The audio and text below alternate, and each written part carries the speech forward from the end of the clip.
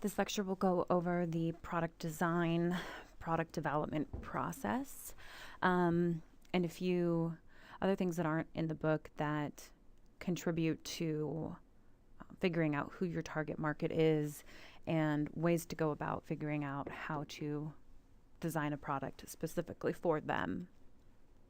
This is chapter 14 in your text, page 177. There are two different approaches to planning a product line. One technique is seasonal approach that consists of the overall collection of garments that will be offered for sale by a division or firm at a specific given time. So usually that's fall, winter, spring, and summer. An assortment plan approach to line development, line planning,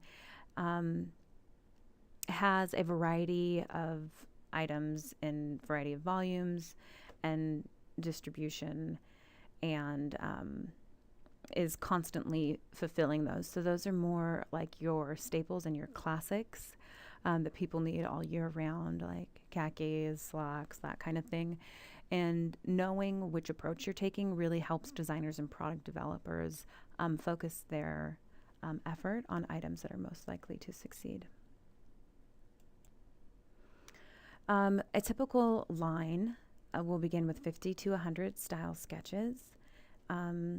Some collections begin with almost 100 idea sketches that are then edited down to produce their final line or final pieces.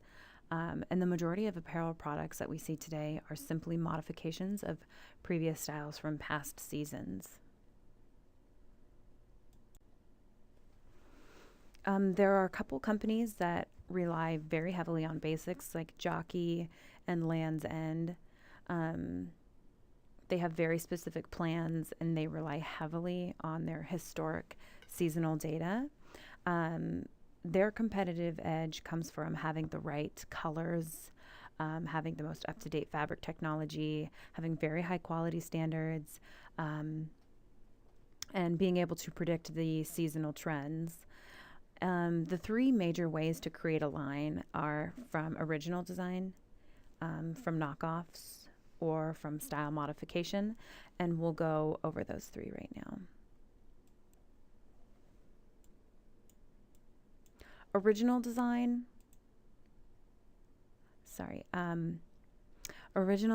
starts with sketching by hand or sketching on a computer. Some original designs are draped, but that is more common for higher end couture that requires custom fitting or really fluid silhouette. Original designs that are draped are for like red carpet, very exclusive events. So the majority is going to be sketched by hand. Knockoffs, we see a lot of this. It is literally a line for line copy of another firm's product. So like last spring, DVF, Diane von Furstenberg, had this dress on the runway. Forever 21 knocked it off. Ralph Lauren had this dress, and again, Forever 21 made a knockoff very similar to it and sold it for $20. You see a lot of this.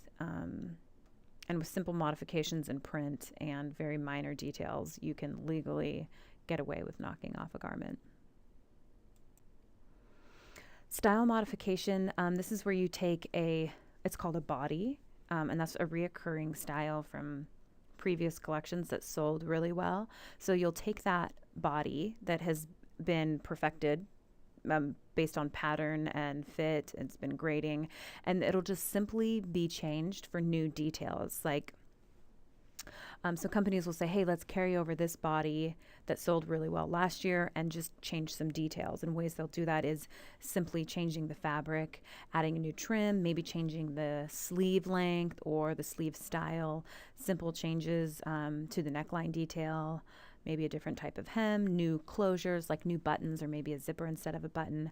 So here, this jacket has got the black trim, black on the pockets. It's probably like a welt pocket with black piping, double-breasted, meaning there's two buttons, and they can simply make easy changes to this jacket this body that sold well, they could just make it all black or do something different. And this is the most common technique that designers use to develop a line, is from reoccurring styles, which are called style modification or bodies. So organizing a line, product development teams have to be really focused, so time isn't wasted on items that might not be produced. So item line development is created around goods that are intended to be sold alone, so one piece at a time. And so when we're talking about sportswear, that's separates. Another way to do that is through coordinated group lines instead of separates. And these are items that are organized around specific fabric groups that are intended to be purchased and worn together. So here we have this jacket and skirt that are obviously made out of the same material. They will be merchandised together and intended to be sold and worn together. A coordinated line will have about 15 to 30 pieces, and it will be designed around a similar theme. Pricing is definitely something that you always want to keep, in mind, and it's a parameter that will be with every product development job. And it is a major part of brand identity. It will determine where products will be sold, the brands it competes with, the range of fabrics that you can use, and who can and can't afford to shop for the specific item. And there's this big assumption, the main assumption is that if something is expensive, that means it has high quality, but that is not necessarily always true. Like when we were going over seam types, there's the flat-filled lapped seams on denim that is a sign of high quality, but you will notice a lot of expensive denim doesn't use that type of seam because it is expensive.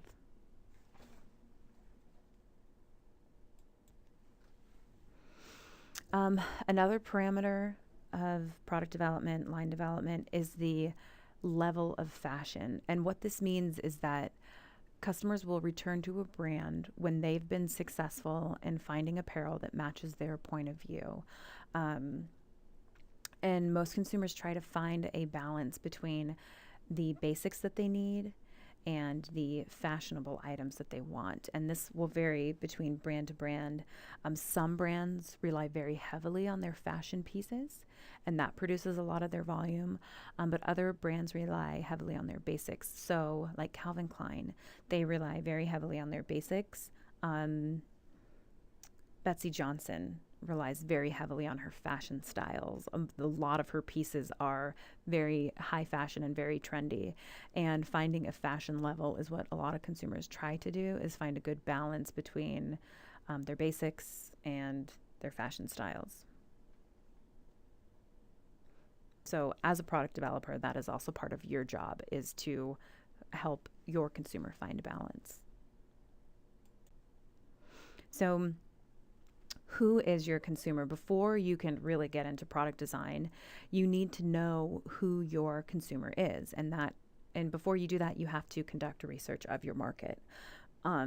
Consumers will use fashion as a way to communicate. So it's the language through which people express their attitudes about their age, their gender, their power and confidence, their sexuality, and likes and dislikes in a variety of things. So when somebody wears a WVU shirt, you could make an assumption that they have a positive attitude and that they like WVU.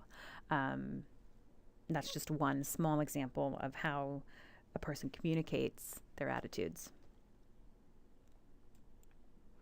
The two main types of research that go into product design are environmental research and target market research. And within target market research, there's demographic data research and lifestyle data, and we'll go through both of those.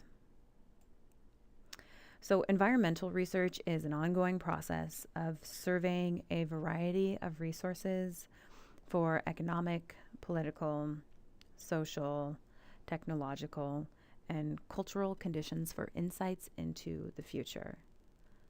So what does that really mean? Current events is a type of environmental research. So, for example, after 9/11, for several seasons, there were a lot of subdued colors. And throughout the recession, through the last decade, um, you've seen a lot of washed out, worn looking clothing. Vintage has really come back in. Bright colors from past decades that used to be preposterous are now cool because it's considered eco fashion. You're reusing clothing. You're not spending a lot of money. You're going to thrift stores. And the bling has been replaced with a cleaner, sort of toned down aesthetic. So this is an example of a current event that has led to the influence of fashion. Another way that designers or product developers stay connected to environmental events is through art. They will stay in close connection with art exhibits.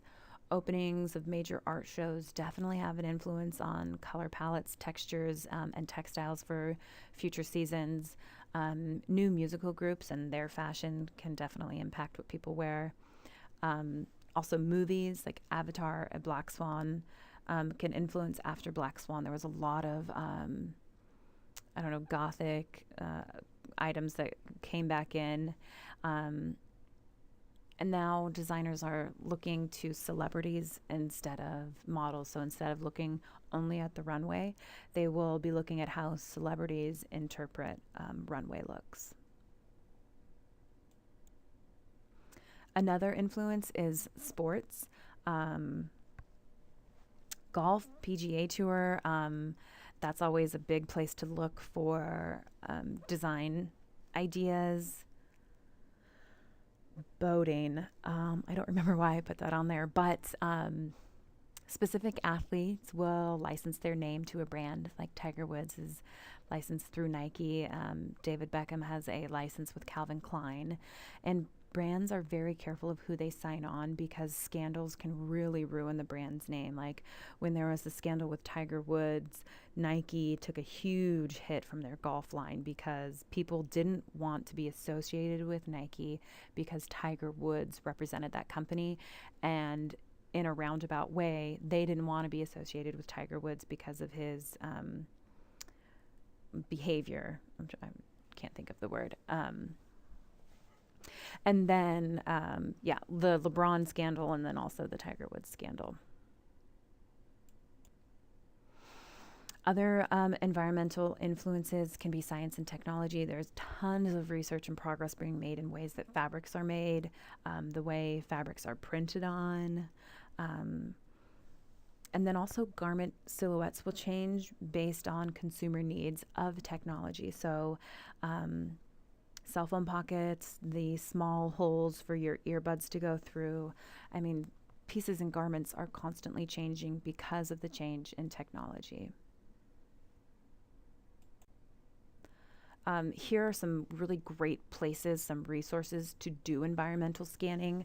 You want to, if you get a job in product design and your job is the research end, you'll want to check national newspapers like the Wall Street Journal, the New York Times, trade papers, Women's Wear Daily, abbreviated WWD, California Apparel News, Advertising Age, and then obviously pop culture magazines, so fashion and lifestyle, like I don't know. I'm trying to think of a Red Book. That's a fashion magazine. Vogue, those sorts of things. And then the internet, you can always find. The internet's been really, really popular right now, especially with blogging. So environmental scanning, what are people blogging about? What do people like and dislike? History, past fashion shows, fashionable neighborhoods, like up-and-coming neighborhoods. And then movies, music, TV, books, theater, and art are also a very good resource for environmental scanning to look for inspiration. So as a creative team or a forecasting resourcer, there's so many different names for positions in fashion companies that more or less do the same job. So if you're a product developer, a product designer, a creative team member, a forecasting resourcer, a forecasting researcher, you may or may not be doing some of these activities. And the process of this research to find out who your consumer is based on intuition and anticipation of what is happening in the world, what's happening in our environment, and how is that going to impact fashion. So if you're out and about and something inspires you and you're not sure why, you're like, wow, this painting is stunning and it's beautiful. Just take a picture of it, because you never know when you're going to be asked to, give your 2 cents into a product design, and you can say, hey, I saw this painting at this art show and I really think it could have an impact. Other places to look: business periodicals, Fashion Snoops, and you guys already have your NRF Smart Brief subscription. Okay, the next approach is target market research, and this is when you look at demographic data and lifestyle data. Demographic data is collection and analysis to create a customer profile. So you look at age, gender, income, education, geographic location. So where in the United States does this person live?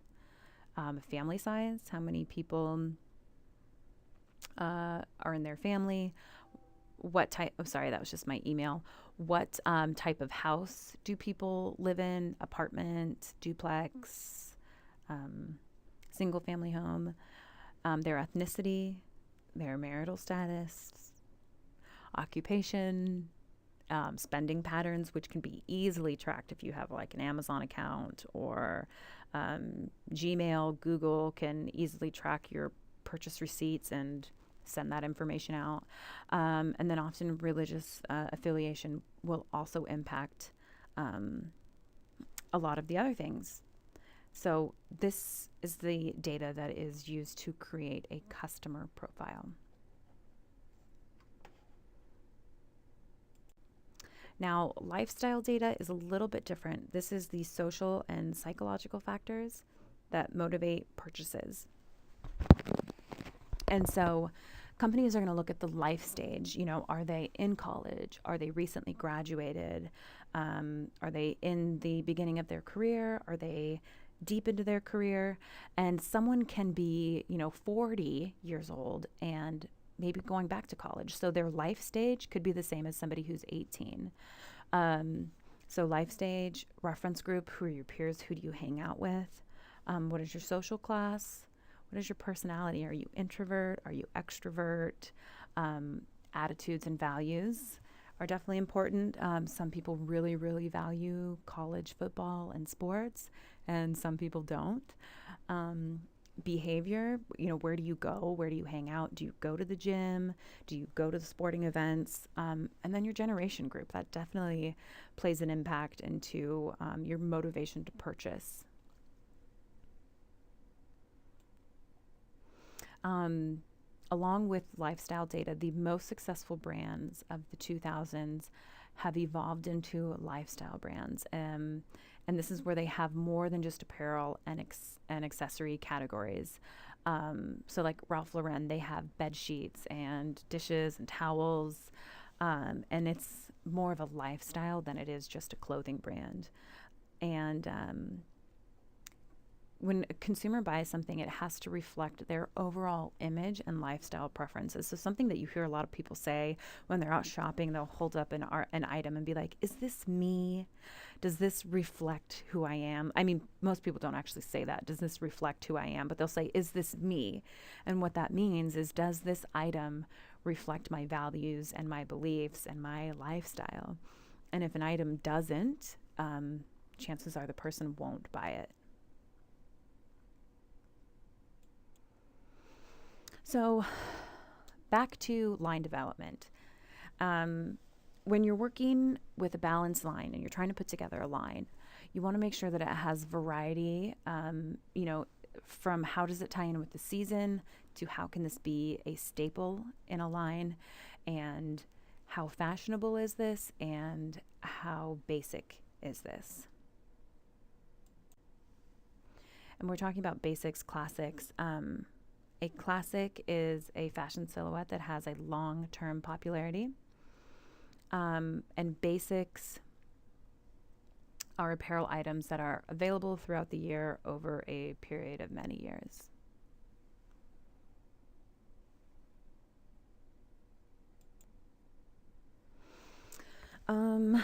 Okay, seasonal consideration, timing considerations. A merchandise budget and the line planner has to consider seasonal timing as it pertains to the product category. So, shopping habits that have certain categories are important. So, fall is a really popular time for coordinates, so matching blazers and pants. Spring is a really hot season for dresses. Fall also has their back to school children's wear, like huge blowouts. And then holidays, before Thanksgiving shopping, small trinkets, gifts, and dressier items to prepare for the holiday season. A few terms that are used that we want to be aware of is assortment variety. And when someone's talking about that, it means that you want to have a variety of styles in the right sizes and the right colors. And these are called SKUs, and that stands for stock keeping unit. Assortment volume is the demand for certain styles, sizes, and colors. And obviously, a product developer won't sell equal numbers of each size. So the assortment volume, you could say, okay, for this one item, we're going to send it to Nordstrom, and we're going to send them one size 2, 2 in size 4, 2 in size 6, 4 in size 8, 4 in size 10, 4 in 12, 2 in size 16, 2 in size 18, because the most popular sizes for this particular item that you happen to be selling in this example are size 8, 10, and 12. The assortment distribution means where each item is going to be sold. Okay, so once you've completed the research, you know the logistics, then you can go through the steps of design development. First step is concept development. Second step is apparel silhouette. Third step is design details. 4, design ideation. And 5, refinement and selection. Step 1, concept development. This is where you think of the mood or the overall theme. What image do we want to send out? Are we working on a really specific product? Or are we doing a season trend or some type of specialty item? And ways that you can present concept development are with concept boards, also called mood boards sometimes. These will illustrate the theme, and they can vary in complexity. And you want to be sure that on your concept boards you have colors, fabrics, silhouette ideas, details, and you'll probably work with the designer to put this together. But you want to make sure that your concept board or your mood board really clearly communicates your vision. And then once it is presented and approved, then designing can begin. So here's an example of a mood board. You can see the colors are black, white, red. There's texture, there's water. You've got this dangling in the earring. It kind of looks like a teardrop. You've got a rain boot. You've got water on the rose petals here, water here. Really smooth flowing edges. Nothing is really rough and abrupt. And there's love. The little bunnies are kissing. So this is a very clear, communicative mood board. Stage 2, apparel silhouette. This stage determines the outline of a garment that will be used in the line. So some silhouette names, Natural, Empire, Dropped Waist, A-line, and there's a ton more. So try and think of some other ones that we use from our style guide. Third stage is design detail. This is where you take your silhouette and you add in design features to create visual interest. So the picture of the examples that I have here of the design details are the different necklines. And these different necklines create different visual interest and will be different for, you know, a variety of consumers. So the scoop neck may be a little bit too revealing for an older demographic, and they may want to do this boat neck style instead. So other ways besides the neckline are collar styles, cuffs, pockets, closures, and many more, sleeves. So think about how the variety of style in these design details changes the overall look of a garment. Stage 4, design ideation. This is where, as the line continues to develop, you add in color palettes and maybe mix around your silhouettes with your details, experiment with different fabrics. And this is where you bring in your higher level colleagues to help make final production decisions. So you'll come in with pictures such as these and you'll say, okay, well, we started with this one and then we added extra ruffle details and we decided to make the collar a little bit pointier. And then we thought we might want to have another variation of this with sleeves. These are our color palettes. What do you think? And this is where you just start to have exploratory conversation of color palettes and fabrics. Here's another example of how companies will explore with design ideation. They'll have a bunch of their different sports teams, and they'll look at the different necklines, the different color combinations, and just, you know, swap ideas around. Step 5, this is the refinement and final selection. So you will make your final modifications, final adjustments, and this is where you have your final pieces and then you go back to your concept board and you say, okay, do these fit in with our concept, with our mood board? And then you make sure that the cost, product limitations, and merchandise plan all fits in. So you go back and you check your logistics and you say, okay, we can actually do this. After you've done that, you go into sample production, and this is where each item will be made into samples, typically one sample, and then you have a fit session with a fit model that is representative of your target market or your target consumer. You check all the elements of fit, so fit, grain, balance, line, ease, proportion, set, definitely wrinkles too. You adjust the fit as needed, and then this is where your spec sheet comes in. You adjust your spec sheet and send it back to your manufacturer and say, this is exactly what we need made.